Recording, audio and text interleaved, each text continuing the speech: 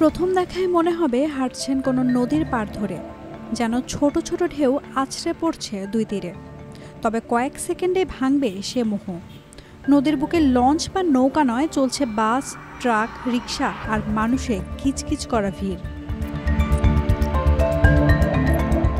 এ যেন নদী নয়, সড়ক। নাম জামগড়া সড়ক। অবস্থান সাভারের আবদুল্লাপুর বাইপাইল মহাসড়কের গুরুত্বপূর্ণ অংশ। দীর্ঘদিন ধরে পানির নিচে তলিয়ে থাকা এই সড়কে চরম দুর্ভোগে রয়েছে সাধারণ মানুষ। সাভারের জামগড়া এলাকা থেকে ইউনিক বাসস্ট্যান্ড পর্যন্ত প্রায় 1.5 কিলোমিটার সড়ক বছরের বেশিরভাগ সময় থাকে পানির নিচে। বৃষ্টি হোক বা না হোক, জলবদ্ধতা এখানে যেন নিত্যদিনের সঙ্গী। সব মশার বিরুদ্ধে সুরক্ষা দিতে এলো বসুন্ধরা এক্সট্রিম অ্যারোসল। মশার বিরুদ্ধে এক্সট্রিম সুরক্ষা। এই পানির মধ্যে সমস্যা কি কারণ যে আমাদের বাসায় যাওয়া যায় না, সব ময়লা পানি। যদি বৃষ্টি না হয় তাও রাস্তায় পানি, আর বাড়ি এলাকা সব ময়লা পানি রাস্তা ছাড়ে, আর আমাদের বাসায় যাওয়া অনেক কষ্ট হয়।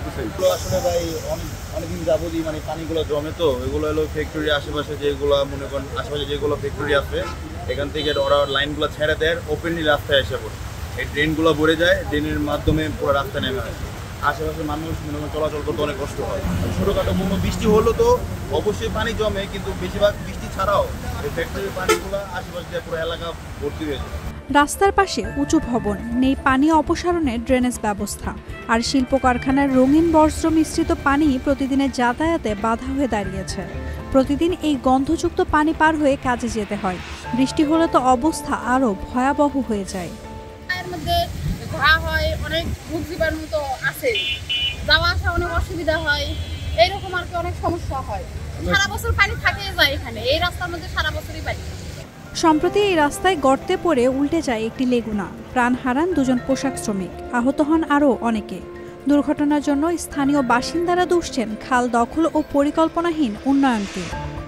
রাস্তাঘাটে পানি হয়, এই যে পানি দেওয়ার যত বড় হয়েছে, খালি পানির জন্য গাড়ি উল্টি পড়েছে। আর এই যে গার্মেন্টসের মহিলা যেগুলো লোক আছে, এগুলো কাদো পায়, পানি এদিকে চুলকানি ধরেছে, বুঝছেন।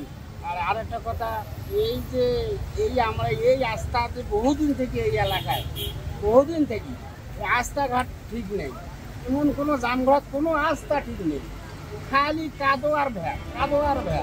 স্থানীয়রা অভিযোগ করে বলেন, খাল দখল হয়ে গেছে, ড্রেনেজ ব্যবস্থা নেই। 1 যুগ ধরে এই অবস্থার কোনো পরিবর্তন হয়নি। ট্যাক্স দেয় কিন্তু কোনো সেবা পায় না।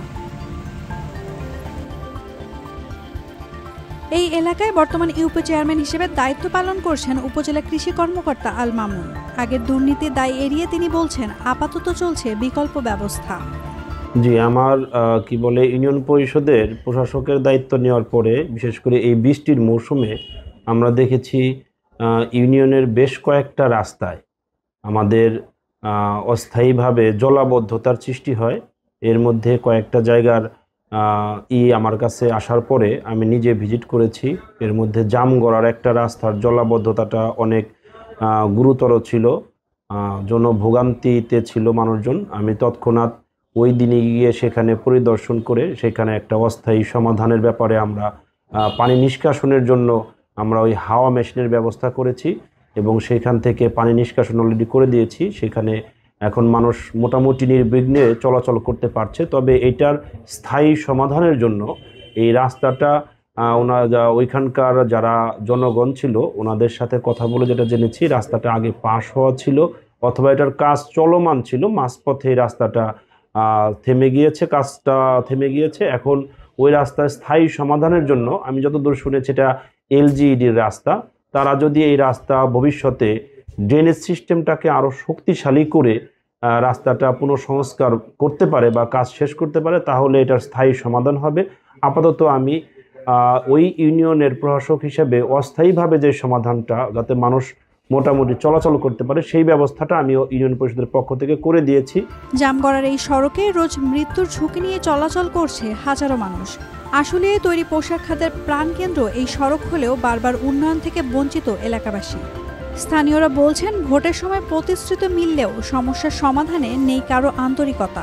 আর তাতে দিনের পর দিন, বছরের পর বছর পানির নিচে তলিয়ে থাকছে মানুষের ন্যায্য অধিকার। জলাবদ্ধতায় প্রতিদিন যে জীবনযুদ্ধ চালাচ্ছেন জামগড়াবাসী, তার কোনো স্থায়ী সমাধান এখনো আসেনি। Naomin Asrin, Daily Sun. For more updates, follow us on Facebook, subscribe our YouTube channel, get the latest update on www.daily-sun.com.